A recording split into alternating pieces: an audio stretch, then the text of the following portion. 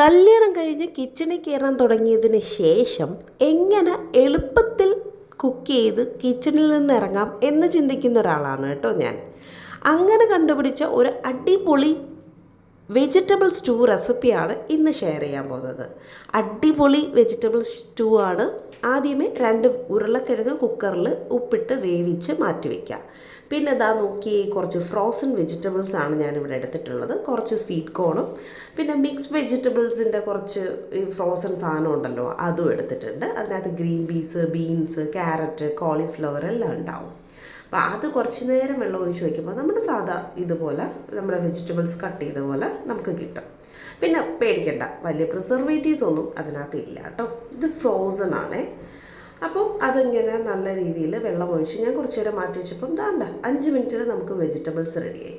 ഒരു ചട്ടി എടുത്തിട്ട് കുറച്ച് വെളിച്ചെണ്ണ ഒഴിക്കുക, കുറച്ച് കടുക് പൊട്ടിക്കുക, പിന്നെ കറിവേപ്പില ഇടുക. കറിവേപ്പിലയും കൂടെ ഒക്കെ ഒന്ന് നന്നായിട്ട് മൂത്ത് വന്ന് കഴിയുമ്പോൾ 3 അല്ലി വെളുത്തുള്ളി, ഒരു ചെറിയ കഷ്ണം ഇഞ്ചി, 4 പച്ചമുളക്, ഒരു അര ഉള്ളി സവോള അരിഞ്ഞതും, അരയോ ഒരു ചെറിയ സവോള ആണെങ്കിൽ അങ്ങനെ ഇട്ടൊന്ന് വഴണ്ട് വരുമ്പോഴത്തേക്ക് നമ്മുടെ ഈ വെജിറ്റബിൾസ് എല്ലാം കൂടെ അങ്ങോട്ട് തട്ടിയിട്ട് ഉപ്പും ചേർത്ത് മൂടി വെച്ച് വേവിക്കുക.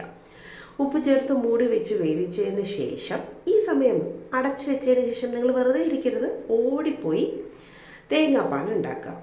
ഇതിൻ്റെ ഇടയിൽ ഞാൻ ഒരു പട്ട, 3 ഗ്രാമ്പു, ഒരു 2 ഏലക്ക ഇട്ട് കൊടുത്തിട്ടുണ്ട്. പിന്നെ പൊടികളായിട്ട് മഞ്ഞൾപ്പൊടി, മല്ലിപ്പൊടി, മസാലപ്പൊടി, കുരുമുളക് പൊടി മാത്രമേ ചേർക്കാവൂ. പിന്നെ ഞാനൊരു ഇച്ചിരി ടേസ്റ്റിന് വേണ്ടി ഒരു ഇച്ചിരി ചിക്കൻ മസാലയും കൂടെ ചേർക്കുന്നുണ്ട് കേട്ടോ. അത് വേണമെങ്കിൽ ചേർത്താൽ മതിയേ. ഇച്ചിരി ചിക്കൻ മസാല ഒരുപാട് ഇടരുത്, മസാലയുടെ ഒരുമാതിരി കുത്തുപോലെ വരും. പിന്നെ നമ്മുടെ തേങ്ങാപ്പാൽ ഒഴിച്ച് അങ്ങോട്ട് അടച്ചു വെച്ച് നന്നായിട്ട് തിളപ്പിക്കുക. തിളപ്പിച്ച് കഴിയുമ്പോഴത്തേക്ക് അടിപൊളിയായിട്ട് കറി റെഡിയാവും. പിന്നെ അത് കറിക്കൊരു ചെറിയ കുറുകൽ കുറവുണ്ടെന്ന് തോന്നുവാണെങ്കിൽ നല്ല രീതിയിൽ ഒരു 1/2 സ്പൂൺ കോൺഫ്ലവർ കലക്കി ഒഴിക്കുക. മല്ലിയിലയും ഇട്ട് അങ്ങോട്ട് സെർവ് ചെയ്യാം. പിന്നെ സെർവ് ചെയ്യുമ്പോൾ ഞാൻ എൻ്റേതായ ഒരു പൊടിക്കൈന്ന് പറഞ്ഞാൽ 1 സ്പൂൺ നെയ്യിൽ അണ്ടിപ്പരിപ്പും മുന്തിരിങ്ങയും കൂടെ വറുത്തിടും.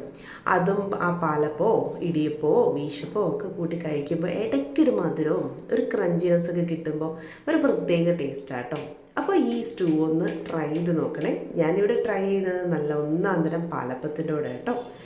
ഈസ്റ്റേൻ്റെ ഈസി പാലപ്പം 5 മിനിറ്റ്സ് ബ്രേക്ക്ഫാസ്റ്റ് സീരീസിലുള്ള ഒരു പാലപ്പം മിക്സാണ്.